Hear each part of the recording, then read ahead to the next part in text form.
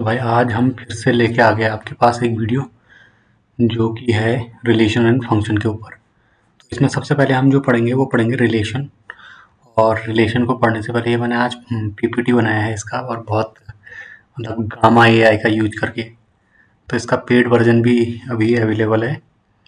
मैंने ये वाला पीपीटी बनाया है, इसमें तो मतलब ये एकदम बहुत ही गड़बड़ कर रहा था, ग्राफ वगैरह बना नहीं पा रहा था। तो ग्राफ तो बने नहीं इसमें अच्छे से, लेकिन मैं फिर भी कोशिश करूँगा इसमें ग्राफ वगैरह बनाने की। तो पहले जो आता है हमारे पास आता है कार्टेशियन प्रोडक्ट। कार्टेशियन प्रोडक्ट किसे कहते हैं? कार्टेशियन प्रोडक्ट क्या होता है कि जो मान लो दो सेट हैं हमारे पास, कोई भी दो सेट हैं तो उन दो सेट्स का कार्टेशियन प्रोडक्ट होता है हमेशा। ठीक है, तो कार्टेशियन प्रोडक्ट जैसे यहाँ पे दे रखा है एग्जांपल में, ए इज अ सेट 1 2 3 को कंटेन कर रहा है और बी है 4 5 को कंटेन कर रहा है। तो इनका कार्टेशियन प्रोडक्ट क्या होगा कि हम ऑर्डर पेयर बनाएंगे इसमें। ऑर्डर पेयर का मतलब 1 को 4 के साथ पेयरिंग कर देंगे और 1 कॉमा 4 लिख देंगे, फिर 1 कॉमा 5, फिर 2 कॉमा 4, 2 कॉमा 5, 2 कॉमा 4, 2 कॉमा 5 हो गया, 3 कॉमा 4, 3 कॉमा 5 ऐसे हो गया, और क्रॉस का साइन बना देंगे इसमें। तो इसको कहते हैं हम कार्टेशियन प्रोडक्ट, और इसको हम पूरे एक सेट में रख देंगे तो इसी को हम कहते हैं कार्टेशियन प्रोडक्ट। अब हमारे पास आता है number of element in Cartesian product की, किसी दो सेट की कार्टेशियन प्रोडक्ट में कितने नंबर ऑफ एलिमेंट होंगे। अब नंबर ऑफ एलिमेंट कैसे होते हैं? नंबर ऑफ एलिमेंट जैसे ए में है हमारे पास 3 एलिमेंट, बी में है हमारे पास 2 एलिमेंट, तो टोटल कितने बनेंगे? ये 3, इसके लिए 2 चॉइस, इसके लिए 2 चॉइस, इसके लिए 2 चॉइस, तो टोटल तीनों के लिए 2-2 चॉइस, तो इसका मतलब 6। तो 6 कैसे आ रहा है? 6 आ रहा है 3 इंटू 2 करके, 3 मल्टीप्लाई बाय 2 करके आ रहा है 6 हमारे पास। अब तो हमारे पास इसका फॉर्मूला आ जाता है कि number of element in the Cartesian product of a two set. तो टू सेट के कार्टेशियन प्रोडक्ट में कितने नंबर ऑफ एलिमेंट आएंगे, उन दोनों की कार्डिनलिटी को जब हम मल्टीप्लाई कर देंगे वही नंबर आता है हमारे पास। ठीक है, अब दूसरा आता है हमारे पास कि रिलेशन क्या होता है।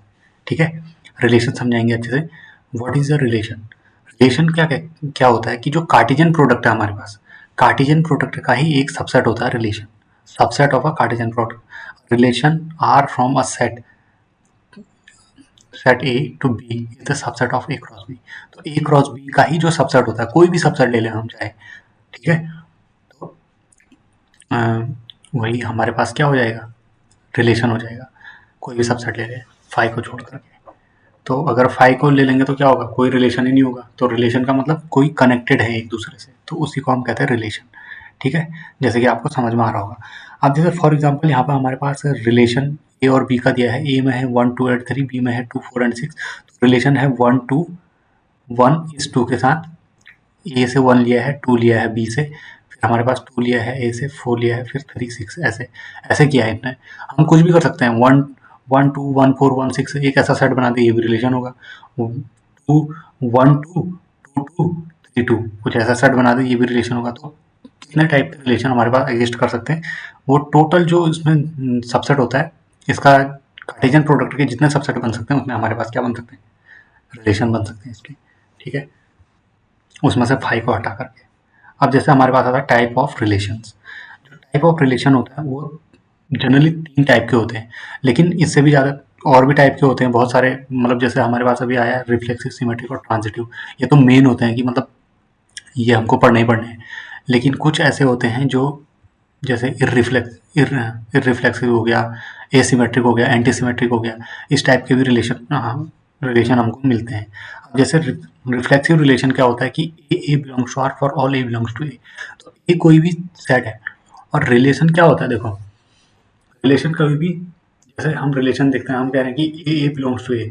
अब आप कहोगे कि रिलेशन तो दो सेट के बीच में, और उन दो सेट के बीच में अगर ए दोनों में है ही नहीं तो क्या करेंगे उसके बाद। तो कुछ ऐसा होगा उसमें कि ये जो रिलेशन हमारे डिफाइंड होते हैं ऑन अ सेट होते हैं। ऑन का मतलब क्या होता है, ऑन का मतलब क्या होता है, ये होता है हमारे पास ए क्रॉस ए पे। ये किस पे होते हैं हमारे पास, ये जो होता है हमारे पास वो होते हैं ए क्रॉस ए पे,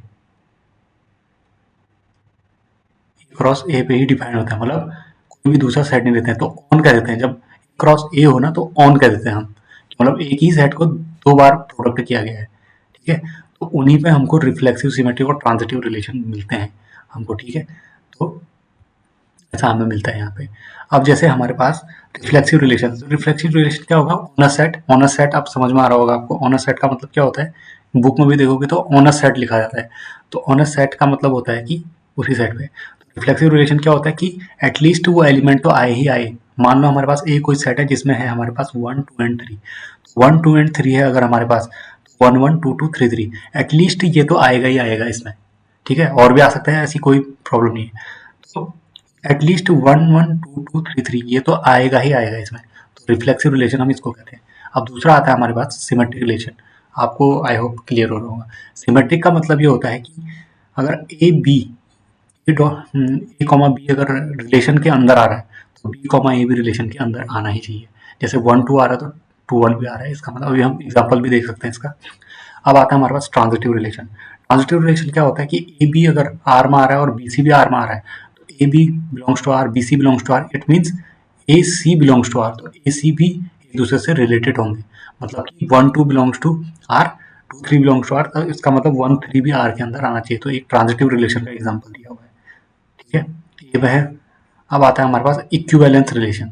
इक्विवेलेंस रिलेशन उस रिलेशन को कहते हैं जिस रिलेशन में जो रिलेशन रिफ्लेक्सिव, सिमेट्रिक और ट्रांजिटिव तीनों हो जाए तो उसको हम कहते हैं, क्या कहते हैं, इक्विवेलेंस रिलेशन। जैसे एग्जांपल दिया है, relation of integer defined by A B such that A minus B is divisible by 2। तो ए माइनस बी जो है डिविजिबल बाय 2 है, तो इसको कह रहा है कि ये रिलेशन क्या है, इक्विवेलेंस रिलेशन है कह रहा है। इसको चेक करते हैं हम कैसे। ए माइनस बी अगर 2 से डिविजिबल है तो क्या बी माइनस ए भी 2 से डिविजिबल होगा? हो सकता है, हाँ। और अगर ए माइनस बी है तो बी माइनस बी ए भी होगा। ए माइनस ए होगा, हाँ, जीरो। हमेशा 2 से एवरी इंटीजर डिवाइड जीरो। तो जीरो को हर इंटीजर डिवाइड करता है, तो ये भी इसमें होगा। अब ए माइनस बी अगर है और बी माइनस सी है तो ए माइनस सी भी हो जाएगा। सिंपल है। कैसे? ए माइनस बी है अगर, हम इसका कर दे हम ऐड ऐड कर दे हम A minus B plus B minus C, तो प्लस बी माइनस सी, तो बी से बी कैंसिल हो गया, तो बी से बी कैंसिल हुआ तो ए माइनस सी आ गया हमारे पास। तो ए माइनस, और दो अगर दो नंबर्स हैं जो 2 से डिविजिबल है तो उनका सम भी 2 से डिविजिबल होगा। तो ये जो ए माइनस सी है वो भी 2 से डिविजिबल होगा। तो इसका मतलब हमारे पास इक्विवेलेंस रिलेशन आ जाता है। जैसे हमारे मुझे यहाँ पे आ रहा है कि याद, ये एक इक्विवेलेंस रिलेशन है। जो रिलेशन है ये एक इक्विवेलेंस रिलेशन है। कैसे है? हाउ? देखो, रिफ्लेक्सिव तो है ही, 1 1 2 2 3 3 ये सब आ रहा है इसमें। सिमेट्रिक कैसे है? 1 1 आ रहा है, A is related to B, B is related to A, तो 1 1 आ रहा है तो ये अपने आप में ही है, आइडेंटिटी टाइप का है, तो इसके लिए कोई दूसरा होने की जरूरत नहीं है। अब 2 2 है तो 2 2 भी आ रहा है, 3 3 भी आ रहा है। तो रिफ्लेक्सिव भी हो गया, सिमेट्रिक भी हो गया, ट्रांजिटिव भी हो गया ये। ठीक है कि 1 1 आ रहा है और 1 किसी दूसरे से रिलेटेड है ही नहीं, तो इसमें ट्रांजिटिव वाली जो कंडीशन है उसकी तो शर्त ही पूरी नहीं हो रही, तो ट्रांजिटिव माना जाता है इसको मैथ्स में। तो रिफ्लेक्सिव, सिमेट्रिक, तो एक इक्विवेलेंस रिलेशन हमारे पास आ जाता है। ठीक है, अब आता है हमारे पास फंक्शंस। द स्पेशल रिलेशन क्या है फंक्शन को? फंक्शन क्या होता है हमारे पास? Function is the subset of relation, और ये स्पेशल टाइप का होता है जिसमें जो डोमेन है, डोमेन अभी बताऊंगा मैं आपको डोमेन क्या होता है। डोमेन जो होता है, मान लो मैंने दो सेट लिए हुए हैं। ठीक है, मान लो मैंने दो सेट लिए हैं, ए और बी। अगर मैंने दो सेट लिए हैं तो दो सेट में मैं क्या करूंगा कि एक सेट इस तरह बनाऊंगा और एक सेट इस तरह बनाऊंगा। मान लो इस सेट का नाम दे दिया मैंने सी और इस सेट का नाम दे दिया मैंने डी। ठीक है, इस सेट का नाम सी और इस सेट का नाम डी दे दिया मैंने। तो अब क्या होगा कि जो मेरे पास इसके जो एलिमेंट होंगे, सी के एलिमेंट जो होंगे, मान लो इसमें है 1 2 और 3। 1 2 3 है इसमें, इसमें मान लो है ए बी और सी। मान लो ये सी है, ए बी सी है। अब मैंने इसको मैप करा दिया, मान लो यहाँ से यहाँ, यहाँ से यहाँ, मतलब कि तो जो दो एलिमेंट है वो एक से है और मैंने तीन को करा दिया कहाँ, बी पे करा दिया। अब फंक्शन क्या कहता है कि फंक्शन एक ऐसा टाइप का रिलेशन होता है, function is the subset of relation in which every image of code every image of domain is unique in range. मतलब कि जो डोमेन में जो इमेज होती है वो यूनिक होती है, मतलब यूनिक का मतलब क्या होता है कि एक इमेज हो सकती है उसकी हमेशा। जैसे जो सी है यहाँ पे, सी को हम कहते हैं डोमेन। सी के कोई भी एलिमेंट छूटने नहीं चाहिए इसमें, वरना ये फंक्शन नहीं माना जाएगा। तो सी के सारे एलिमेंट कवर होने चाहिए जितने भी होंगे इसमें, 1 2 3 4 5। जो every element of domain has a unique image in codomain. तो यूनिक इमेज होनी चाहिए इसके पास कोडोमेन में, तो फंक्शन उसको कहते हैं हम। यूनिक इमेज है, यूनिक का मतलब सिर्फ एक, दो नहीं होनी चाहिए कभी। जैसे मान लो मेरे पास अगर मान लो कि कुछ ऐसा होता, मेरे पास अगर अगर मेरे पास कुछ ऐसा होता कि जो वन है मान लो, वन रिलेटेड है ए से, और वन ही हमारे पास बी से भी रिलेटेड है। तो वन जब ए से भी है बी से भी है, तो इसका मतलब ये फंक्शन नहीं है, ये फंक्शन नहीं होगा फिर। ठीक है, तो इसका मतलब क्या होगा कि जो फंक्शन होने की जो मेन मेन रिक्वायरमेंट है, फंक्शन होने की जो पहली शर्त है, वो ये है कि जो कोडोमेन के एलिमेंट होने चाहिए वो हमेशा एक ही इमेज होनी चाहिए उनकी। दो इमेज कभी हो ही नहीं सकती उनकी। दो एलिमेंट बेशक वो एक पे जा सकते हैं, दो एलिमेंट यहाँ सी के, दो एलिमेंट बेशक ए पे जा सकते हैं, लेकिन जो एक एलिमेंट है सी का वो कोई दो पे नहीं जा सकता। इसका मतलब जैसे समझाता हूँ मैं, घर में हमारे पास स्विच होते हैं, स्विच में बटन होते हैं, जो मतलब स्विच होते हैं, और उनमें जो हमारे पास पावर पॉइंट वगैरह लगा होता है उनमें बटन्स होते हैं। तो ऐसा मान के चलो कि एक बटन हमेशा एक काम करना चाहिए, या फिर दो बटन एक काम कर सकते हैं। ठीक है, लेकिन एक बटन कभी भी दो काम नहीं कर सकता। ऐसे समझो इसको कि एक बटन कभी भी दो काम, मतलब आपने एक बटन दबाया, लाइट भी ऑन और फैन भी ऑन हो गया, तो ये इसका मतलब फंक्शन नहीं है, गलत हो जाएगा। ठीक है, तो एक बटन से एक काम होना चाहिए सिर्फ। ठीक है, तो ऐसे हम इसको करते हैं। ठीक है, अब हम नेक्स्ट चलते हैं। जैसे नेक्स्ट हम डोमेन, आपको समझ में आ गया होगा। तो डोमेन फंक्शन किसको कहते हैं? फंक्शन उससे कहते हैं जिसमें हमेशा जो डोमेन का एलिमेंट होता है वो कभी भी छूटता नहीं है, और जो यहाँ पे इमेज बनती है, इमेज जो बनती है वो हमेशा यूनिक इमेज बनती है किसी भी एलिमेंट की। हमेशा एक एलिमेंट की एक इमेज होगी। इसका मतलब ये नहीं कह रहा हूँ मैं कि एक दो एलिमेंट की एक इमेज नहीं हो सकती, दो एलिमेंट की एक इमेज हो सकती है, लेकिन एक इमेज की मतलब एक एलिमेंट की यूनिक इमेज होगी। यूनिक का मतलब होता है कि दो होनी चाहिए, दो इमेज नहीं होनी चाहिए, बस। ये समझ में आ रहा होगा आपको। तो जैसे अब ये सी और डी को दोबारा मॉडिफाई करते हैं, जैसे फंक्शन बनाता हूँ मैं। अभी आपको पहचानना है जैसे कि क्या क्या है फंक्शन। जैसे मैंने ए को मैप करा दिया ए पे, और अब मैं मैप करा रहा हूँ टू को ए पे। अब मैं टू को मैप कराऊंगा कहाँ? ए पे। देखो, टू को मैंने ए पे मैप कराया, और थ्री को मैंने बी पे मैप कराया। तो इसका जो डोमेन होगा 1 2 3। इसका डोमेन क्या होगा? 1 2 3। सेट ए मान लो, सेट सी, हाँ सेट सी लिखा है, सेट सी है, 1 2 3 इसका डोमेन है। रेंज क्या है इसकी? Range is always range is always subset of codomain. जो रेंज होता है ना वो हमेशा डी का सबसेट होता है। डी लिखा है ना यहाँ पे, तो डी को हम कहते हैं कंप्लीट सेट। जो डी है इसी को हम कोडोमेन कहते हैं, इस डी को। और यही हमारे पास क्या है? कोडोमेन है यहाँ पे, कोडोमेन। तो ये कोडोमेन है, और जो रेंज होता है वो हमेशा सबसेट होता है। मतलब कि इक्वल भी पूरा हो सकता है, लेकिन सबसेट भी होता है ये सबसेट होता है। ठीक है, सबसेट होता है, या तो इक्वल होगा या सबसेट होगा। तो रेंज समझ में आ गया आपको, और कोडोमेन समझ में आ गया, और डोमेन भी समझ में आ गई। फंक्शन ऐसे बनता है हमारे पास। ठीक है, जैसे हमारे पास फंक्शन के बहुत सारे ग्राफ होते हैं। अभी हम आपको दिखाएंगे इसमें कि कौन कौन से ग्राफ होते हैं फंक्शन के। जैसे हमारे पास डोमेन दे रखा है, set of all input values. Domain क्या होती है? Set of all input values, मतलब हम क्या क्या इनपुट डाल सकते हैं, जो हम हमारे पास सी में था। डोमेन क्या होता है? Set of all the output values. ठीक है, set of all the output मतलब क्या क्या आउटपुट आ सकता है, लेकिन रेंज क्या होता है कि क्या आउटपुट आ रहा है हमारे पास। Set of all possible output values, मतलब कि क्या क्या आ सकता है, पॉसिबल क्या क्या है। लेकिन रेंज क्या होती है? एक्चुअल आउटपुट वैल्यूज जितनी है वो है रेंज। फिर ये कह सकते हैं कि रेंज का सुपर सेट होता है हमारे पास, क्या? कोडोमेन। जैसे हमारे पास एग्जांपल दिया है F X is equals to X square. अब मैं यहाँ पे एक्स का हम आपको ग्राफ बना के दिखाते हैं, एक्स स्क्वायर का ग्राफ बना के दिखाता हूँ मैं आपको। जैसे ये वाई एक्सिस है, ये हमारे पास एक्स एक्सिस है।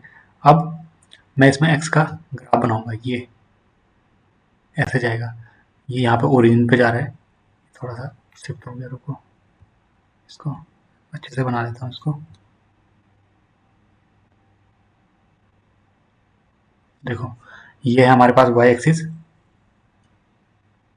ये वाई एक्सिस है, और ये है हमारे पास एक्स एक्सिस।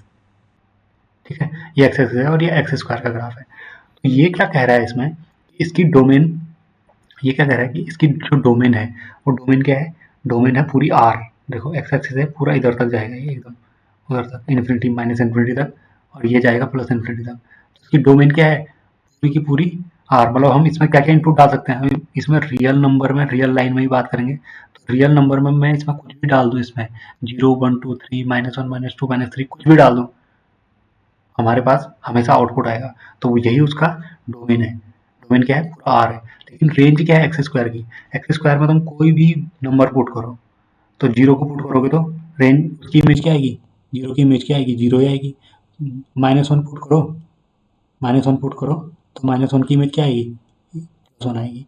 -2 पुट करो, इसकी इमेज क्या आएगी, +4। ऐसे 2 पुट करो, +4। तो इसका मतलब क्या होगा, इसकी रेंज क्या है, हमेशा प्लस आ रहा है। रेंज हम ऐसे देखते हैं, देखो ये रेंज जा रही है यहाँ से जा रही रेंज है, कहाँ से, रेंज कहाँ से जा रही है, यहाँ से स्टार्ट हो रही है रेंज इसकी, जीरो से स्टार्ट होते हुए सीधे ऊपर को जा रही है, और कहाँ तक जा रही है, ये जा रही है प्लस इन्फिनिटी तक। ये कहाँ तक जा रही है, प्लस इन्फिनिटी तक जा रही है। तो प्लस इन्फिनिटी तक जा रही है, इसका मतलब जीरो को भी इंक्लूड कर रही है और प्लस इन्फिनिटी तक जा रही है, ठीक है। तो जीरो भी आएगा इसमें, लेकिन रेंज क्या नहीं है, जीरो। क्या इसका आउटपुट कभी माइनस में आ सकता है, स्क्वायर का आउटपुट कभी माइनस में आ सकता है, नहीं आ सकता। कॉम्प्लेक्स में आ सकता है लेकिन रियल में नहीं आ सकता, ठीक है। तो हमारे पास इसका जो रेंज है, वो रेंज कहाँ से कहाँ तक है, रेंज हमारे पास ये वाली है, यहाँ से यहाँ तक। और इसकी जो डोमेन है वो कहाँ से कहाँ तक है, पूरी आर है हमारे पास इसकी डोमेन, ठीक है। तो ये हमारे पास एक्स स्क्वायर का है। अब यहाँ पे मैं आपको एक और चीज़ समझा दूंगा, अभी इसको रहने देता हूँ। अभी मैं जब टाइप ऑफ फंक्शन पे जाऊँगा तो वन वन वन पे समझाऊंगा इसमें। देखो फंक्शन है क्या इसमें, देखो अब मैं आपको एक ऑब्जर्वेशन बताता हूँ। जो इसमें एलिमेंट्स हैं, क्या एक एलिमेंट कभी दो पे इंटरसेक्ट कर रहा है, इसका सबसे बढ़िया तरीका होता है कि आप वाई एक्सिस के अलोंग एक पहले लाइन खींच दो। पहले लाइन खींचो, देखो जैसे, तो देखो यहाँ कोई पॉइंट है, मान लो इसको मान लो 3, ये 3 है मान लो, इसको मान लो 3, ये 3 है। अब ये 3 है तो 3 कहाँ जाएगा, 9 पे जाएगा, ठीक है, ये 3। और यहीं -3 भी 9 पे जाएगा, -3 भी 9 पे जाएगा। 2 पॉइंट की एक इमेज तो है, दो पॉइंट की एक इमेज तो है, लेकिन एक पॉइंट की दो इमेज नहीं है। 2 पॉइंट की एक इमेज तो है, लेकिन एक पॉइंट की दो इमेज है नहीं है। कैसे, क्योंकि जो ये 3 है, इस 3 की एक ही इमेज है 9, और इस 3 की भी, इस 3 की भी एक इमेज है। इसकी दो इमेज है नहीं है। कैसे है चेक करने का, एक बार ही कट कर रहा है, सिर्फ लाइन खींचने पे एक बार कट कर रहा है। ऐसे हमारे पास 1/x है। 1/x का ग्राफ कैसा बनता है हमारे पास, देखो ऐसा ऊपर खिसकाते हैं इसको, 1/x का ग्राफ बनता है। देखो ये एक्स एक्सिस, ये वाई एक्सिस, ये एक्स एक्सिस, और 1/x का ग्राफ जो बनेगा हमारे पास कैसे बनेगा,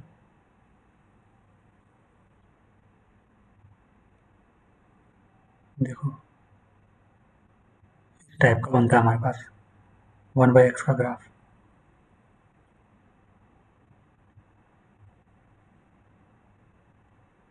ये है हमारे पास 1/x का ग्राफ, ठीक है। एकदम एसिम्प्टोट बनेगा ये ऊपर को, मतलब एकदम पैरेलल चलती जाएगी, और इधर को भी ये पैरेलल चलती जाएगी। जीरो है यहाँ पे, ठीक है, ये जीरो है यहाँ पे। तो 1/x का ग्राफ है। अब इसकी डोमेन क्या है, जीरो पुट कर सकते हैं इसमें, नहीं कर सकते क्योंकि अनडिफाइंड आ जाएगा, 1/0 इज अनडिफाइंड। और इसमें इसकी रेंज क्या आएगी, रेंज रेंज क्या आएगी इसकी, देखो डोमेन और रेंज चेक करने का सबसे बेस्ट तरीका होता है, देखो ग्राफ को देख लो, ग्राफ से सारा पता लग जाता है डोमेन क्या है रेंज क्या है। डोमेन देखो जीरो इसमें पुट कर सकते हैं, नहीं, जीरो के अलाउंग देखो खाली है, जीरो पे ग्राफ जा ही नहीं रहा है, जीरो पुट कर सकते नहीं, जीरो आ सकता है इसमें, जीरो पुट कर सकते, देखो यहाँ ये जीरो है, यहाँ पे जीरो आ रहा है इसमें, वाई में जीरो आ रहा है, देखो वाई में जीरो आ रहा है, तो वाई में चेक करो, यहाँ से जीरो आ रहा है इसमें, कहीं अटेंड कर रहा है जीरो को, नहीं कर रहा है कहीं भी, तो इसका मतलब जीरो नहीं आ रहा है। तो इसकी डोमेन क्या है, r-0, और इसकी रेंज क्या है, r-0। तो अच्छा फंक्शन है ये, इंटरेस्टिंग फंक्शन कह सकते हैं इसको। अब टाइप्स ऑफ फंक्शन क्या होता है, टाइप्स ऑफ फंक्शन में हम देखते हैं one one function, onto function, और बाइजेक्टिव फंक्शन, ठीक है। वन वन को बोलते हैं इंजेक्टिव, ऑन टू को बोलते हैं सर्जेक्टिव। इसको याद रखने का तरीका हमको सिखाया था किसी ने, तो ये इसको याद रखने का, जैसे वन वन कहते हैं इंजेक्टिव, तो एक इंजेक्शन हमेशा एक आदमी पे लग सकता है, अगर दूसरे पे लगा तो क्या होगा, इन्फेक्शन हो सकता है ना। तो जो हमारा वन वन फंक्शन होता है वो इंजेक्टिव भी कह सकते उसको, इसको याद रखने का तरीका था, ये याद होता नहीं था मेरे को पहले। तो इसको याद रखने का तरीका ये है, जैसे वन वन फंक्शन में एक्स क्यूब दिया है इसने, तो वन वन फंक्शन में एक्स क्यूब है, तो एक्स क्यूब का ग्राफ बनाते हैं हम इसमें। जैसे देखो फॉर एग्जांपल एक्स क्यूब का ग्राफ बनाएंगे, ये ऐसे, ये ऐसे, और एक्स क्यूब का ग्राफ कैसे बनता है, ऐसे ऐसे, एक्स क्यूब का ग्राफ बनता है ऐसे, मतलब ये वाई एक्सिस और ये एक्स एक्सिस और ये एक्स क्यूब का ग्राफ है। अब देखो वन वन है, ये वन वन का मतलब एक पॉइंट पे हमेशा एक इमेज आएगी। जैसे मैं कह रहा था ना, फंक्शन हमेशा दो पॉइंट एक इमेज पे जा सकती है करके फंक्शन में, तो इस वन वन फंक्शन में ऐसा कर दिया हमने कि जो दो पॉइंट है वो एक इमेज पे नहीं जाएगी, एक पॉइंट ही एक इमेज पे जाएगा। अब यहाँ देखो जैसे एक्स स्क्वायर था, एक्स स्क्वायर में -1 और -1 और +1 की एक इमेज थी, -2 +2 की एक इमेज, -3 +3 की एक इमेज। ये फंक्शन क्या वन वन था? नहीं था। और ये फंक्शन वन वन है? हाँ है। क्यों? क्योंकि आप सीधे सिंपल चेक करने का बढ़िया तरीका होता है कि आप एक्स एक्सिस के अबाउट एक लाइन खींच दो। एक बार अगर कट कर रहा है ग्राफ को, एक ही बार, एक से ज़्यादा बार नहीं करना चाहिए, एक बार तो करना ही चाहिए। तो अगर एक बार से ज़्यादा करना चाहिए या एक बार ना भी करे तो भी कोई दिक्कत नहीं है, पर कहीं कहीं करना चाहिए। जैसे जो उसकी रेंज आएगी तो वहाँ तो करना ही चाहिए उसको एक बार, ठीक है, वरना रेंज तो कुछ आएगी नहीं ना। तो एक बार तो कट करना ही चाहिए इसने, लेकिन दो बार कट नहीं करना चाहिए। एटमोस्ट वन टाइम कट करना चाहिए अगर पैरेलल लाइन खींच रहे हैं हम एक्स एक्सिस के अबाउट। ये एक्स एक्सिस है हमारे पास, ये एक्स एक्सिस है, ये एक्स एक्सिस है और ये वाई एक्सिस है। तो इसके अबाउट हमेशा वन एक बार कट करना चाहिए, अदरवाइज नहीं करना चाहिए, ठीक है। एक्स क्यूब का ये है, एक्स स्क्वायर जैसे वन वन फंक्शन नहीं है। अब एक आध क्वेश्चन और मैं एक दो क्वेश्चन और पूछता हूँ आपसे। जैसे फॉर एग्जांपल यहाँ पे लेते हैं स्लाइड में, इसको करते हैं हम। जैसे फॉर एग्जांपल मैं आपसे पूछूंगा कि फंक्शन कौन कौन से हैं, बताओ कौन कौन से। मैं ग्राफ पूछूंगा, ग्राफ से आपको बताना है कि फंक्शन है या नहीं है। पहले आप क्या करोगे, पॉज करोगे वीडियो को, पहले चेक करोगे कि ये फंक्शन है या नहीं है, और फंक्शन होगा तो फिर देखोगे इसका सोल्यूशन कि भाई क्या क्या क्या ट्रिक लग रही है इसमें। तो जैसे पहले मैंने बना दिया जैसे सर्कल बना दिया, ठीक है। सर्कल बनाता हूँ मैं, एक सर्कल बनाता हूँ,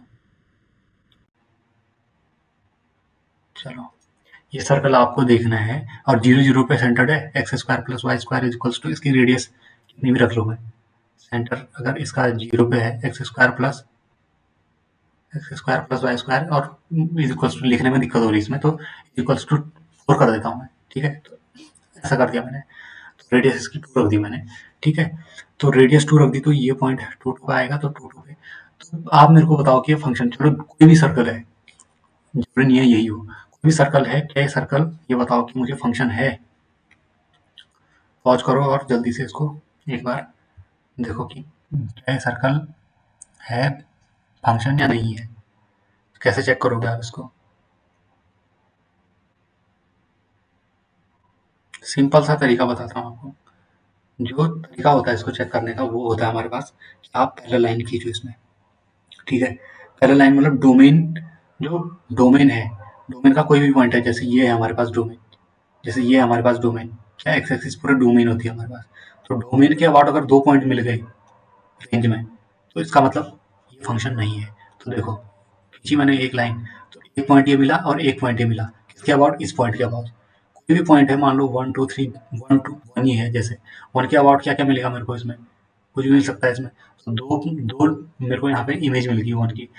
1 जो है वो दो, मैंने अभी वो बोला था कि एक बटन जो है वो सिर्फ एक ही काम करना चाहिए, एक बटन कभी भी दो काम नहीं करना चाहिए, ठीक है। तो ये फंक्शन नहीं है। जैसे इसके और एक एग्जांपल है मेरे पास कि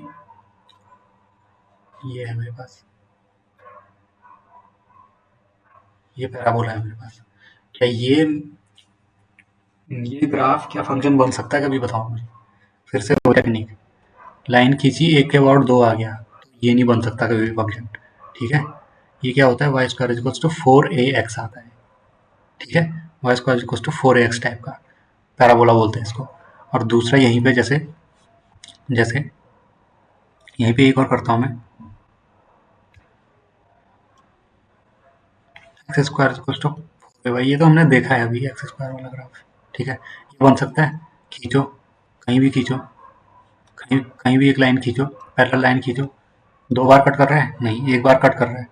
ऐसे खींचोगे दो बार कर सकता है, लेकिन ऐसे में नहीं करना होता हमको, ऐसे में करना होता है। कैसे में? वर्टिकली करना पड़ता है। वर्टिकली एक बार कट कर रहा है तो इसका मतलब क्या है, ये फंक्शन है। ऐसे ही इलिप्स का भी चेक कर सकते हो, इलिप्स भी फंक्शन नहीं है, ठीक है। तो ये आ गया हमारे पास बाइजेक्टिव। अब आता है हमारे पास onto function. Onto function का मतलब होता है range is equals to codomain. Range का मतलब देखो, यहाँ पे बहुत अच्छा एग्जांपल मैंने बनाया था अभी, कि कहाँ गया भाई, यस ये था जो डी है इसमें। अब इसमें मैं आपको बताऊंगा ऑन टू है या नहीं है। जैसे 1 2 3 है इसमें, 1 2 3 है तो 1 2 3 तो इसका डोमेन हो गया। रेंज क्या है इसकी, ए बी इसकी रेंज है। रेंज में क्या आएंगे, दो ही एलिमेंट, लेकिन कोडोमेन क्या है, ए बी सी, मतलब पूरा डी जो है वो कोडोमेन है। तो इसकी डोमेन और रेंज क्या सेम है, सॉरी कोडोमेन और रेंज क्या सेम है इसकी, नहीं है। तो इसका मतलब ये क्या ऑन टू है, नहीं है। तो ऑन टू फंक्शन की डेफिनेशन होती है कि जिसमें कोडोमेन और रेंज हमेशा बराबर हो जाए। कोडोमेन और रेंज अगर हमेशा बराबर हो जाए तो इसी को हम कहते हैं, इसी फंक्शन को हम कहते हैं क्या, ऑन टू फंक्शन कहते हैं। मतलब कि कोई भी एलिमेंट है कोडोमेन का, उसके लिए एक इमेज मिलनी ही मिलनी चाहिए, कहाँ, डोमेन में, ठीक है। कोडोमेन का कोई भी एलिमेंट ले लो, कोडोमेन का कोई भी एलिमेंट ले लो, उसमें एक इमेज मिलनी मिली। जैसे मैंने ए लिया, ए के लिए मिल रही है एक या दो मिल रही है ए के लिए, तो बी लिया बी के लिए एक मिल रही है, सी लिया सी के लिए मिल रही है, नहीं मिल रही है। तो क्या ऑन टू है, नहीं है। ऑन टू चेक करने का एक और तरीका होता है, बताऊंगा अभी। ऑन टू चेक करने का तरीका ये होता है कि आप जैसे जैसे इसमें लिखा है कि every element in codomain is mapped. अब एक जो होता है बाइजेक्टिव फंक्शन, अभी बताऊंगा ऑन टू कैसे चेक करते हैं। जो बाइजेक्टिव फंक्शन होता है ये both one one and onto होता है। वन वन ऑन टू का मतलब होता है कि यही वन वन है और ऑन टू है। वन वन मतलब एक एलिमेंट एक पे ही मैप हो रहा है, और दूसरा हर एलिमेंट के लिए कोडोमेन में एक प्री इमेज एग्जिस्ट कर रही है। कोडोमेन में एक प्री कोडोमेन के हर एलिमेंट के लिए डोमेन में एक प्री इमेज एग्जिस्ट कर रही है, ठीक है। तो उसको हम कहते हैं क्या, one one onto function. तो जैसे